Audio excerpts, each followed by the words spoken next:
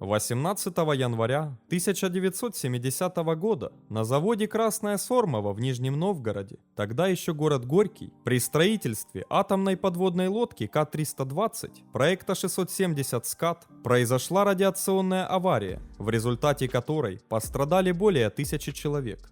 В советские годы завод «Красная Сормова» был закрытым учреждением. Официально он производил гражданские суда, катера, теплоходы, танкеры и баржи. Фактически же, большая доля его мощностей работала на оборонную промышленность Советского Союза. Завод «Красная Сормова» работал в бешеном темпе. Руководство предприятия обязалось поставлять в ВМФ по 2 атомные подводные лодки в год. А с самого начала 1970 года развернулась настоящая гонка. В огромном цеху, расположенном на правом берегу Волги, строилась военная атомная подводная лодка проекта 670 СКАД с тактическим номером К-320.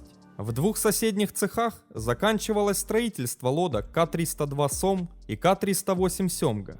Субмарина К-320 должна была быть готова ровно через 3 месяца, к столетию Владимира Ленина. 18 января 1970 года в 9 часов 25 минут утра в цеху работало 156 человек. Большинство работников обслуживали подводную лодку К-308. Ее уже готовили к спуску, и только 12 монтажников проверяли реактор на К-320, которая находилась рядом. В рамках испытаний монтажники должны были только проверить прочность первого контура реактора. Для этого надо было залить его холодной водой. Первый контур был закрыт технологическим кожухом. Согласно инструкции, кожух во время испытаний должен быть снят, а когда он снят, видно, какие заглушки установлены на контуре. По инструкции, это должны быть красные резинометаллические заглушки, которые выдерживают напор в 240 килограммов. Но поскольку все делалось в бешеном темпе, они находились на другой подводной лодке. Их перетаскивали с одной субмарины на другую. На К-320 во время испытаний стояли только белые пластмассовые заглушки, которые защищают реактор от попадания внутрь пыли. Когда испытания начались, напор воды стал увеличиваться. Под напором пластиковые заглушки вылетели. Вода соприкоснулась с урановыми стержнями, из-за чего наступила необратимая реакция. Давление воды мгновенно превысило критические значения, и произошел гидравлический взрыв. Поток сорвал компенсационные решетки. Часть кожуха контура реактора диаметром 1,5 метра отлетела вверх, пробив потолок и улетев на некоторое расстояние. В ту же секунду на высоте в несколько десятков метров ударил столб воды и пара, загрязненных радиоактивными частицами. Реакция длилась около 15 секунд. Автоматическая защита не успела сработать. Реактор получил повреждения и отключился. Уровень излучения в цеху достигал 60 тысяч рентген. Суммарный выброс активности в помещении цеха составил 75 тысяч кюри. Монтажники мгновенно получили высокие дозы радиации, несовместимые с жизнью. Еще около 150 человек получили облучение разной степени тяжести. Радиоактивного загрязнения местности удалось избежать из-за закрытости цеха. В тот день многие ушли домой, не получив необходимой дезактивационной обработки и медицинской помощи.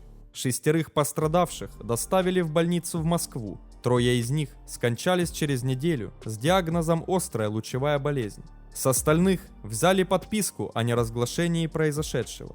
450 человек, узнав о произошедшем, уволились с завода. 21 января состоялось расширенное совещание партийно-хозяйственного актива завода. На собрании вкратце была обрисована критическая обстановка. У ВМФ на тот момент были люди, которые профессионально могли бы ликвидировать аварию, в частности, экипаж подлодки. Он был уже сформирован и находился на тот момент в Горьком. Но руководство ВМФ запретило морякам подходить к месту аварии, потому что пока лодка строится, за нее отвечает Министерство судостроения. И только во время морских испытаний, когда на лодке поднимают флаг, она переходит на баланс ВМФ. Поэтому единственная надежда была на простых работников завода. К-320 решили вымыть вместе со всем цехом, заменить на ней реактор и достроить. Ведь подлодка была готова на 75%, а каждая такая субмарина обходилась государству в 50 миллионов рублей. Работы по ликвидации аварии начались 23 января. В них приняло участие более 1000 человек. Первая группа добровольцев состояла из 18 человек. В первый раз они должны были зайти в цех и показать тем самым отсутствие страха перед радиацией. Это были простые рабочие завода. Никто точно не знал, что происходит внутри К-320. Даже специалисты не давали гарантий, что реактор не взорвется. Вспоминает один из ликвидаторов. Когда вошли, поразила мертвая тишина, непривычная для цеха. А еще мы почувствовали противный запах. Все прекрасно знали, что радиация запаха не имеет, но пахло какой-то мертвечиной. Все мы были в масках из защитной ткани, и те из нас, кто курил, не выдержали. Они сняли маски и закурили. Некурящих было 3, в том числе и я. Все, кто тогда закурил, в скором времени умерли, ведь они надышались смертельной радиоактивной пыли. Люди работали круглосуточно в 3 смены. Время разового перебывания работника в опасной зоне составляло примерно 4 часа. Перед выходом каждому наливали стакан спирта. Помимо алкоголя, от радиации людей защищали специальные маски и обыкновенные заводские робы. На ликвидацию были брошены не только работники завода Красного Сормова, но и работники из соседних предприятий. Это была единственная в мире история ядерной аварии, в ликвидации которой были задействованы женщины, крановщицы, маляры, изолировщицы.